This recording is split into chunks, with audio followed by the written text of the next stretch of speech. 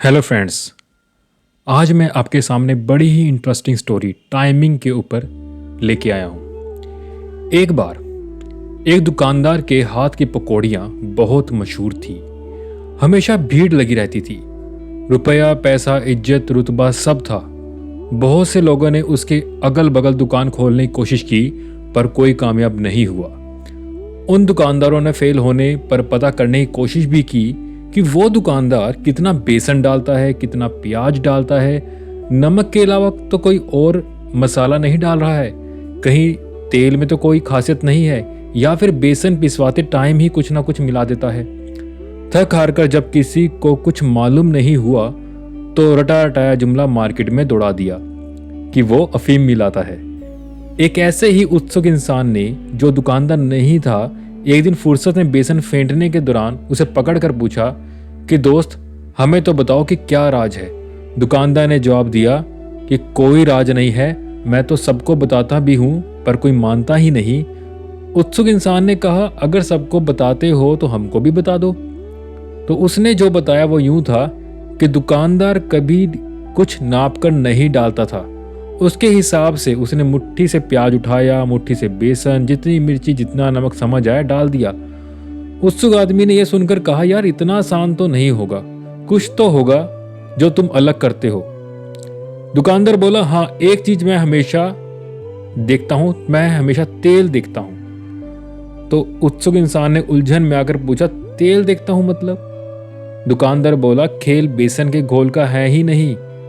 असल में मैं कढ़ाई में तेल डालकर उसे गर्म होने देता हूँ, और जब मुझे लगता है कि अब पकौड़ी डाली जानी चाहिए तो फिर डालता हूँ, और जब मुझे लगता है कि अब निकालने का वक्त है मैं पकौड़ी निकाल लेता हूँ। यही चीज मैं दूसरों से कहता हूँ, पर उनके अंदर इतना सब्र ही नहीं है कि वो बैठकर तेल देखते रहें। इसलिए वो जबरदस्ती साबित करना चाहते हैं कि सारा टेस्ट घोल से आता है, जबकि मैं सबको बताकर थक गया हूं कि बस तेल देखते रहो, कोई मीटर नहीं है कि इतने मिनट इतने सेकंड के बाद पकौड़ी तलनी है या निकालनी है। सबकी भट्टी अलग होती है, सबका तेल अलग होता है, सबका घोल अलग होता है, और सबकी आंच भी।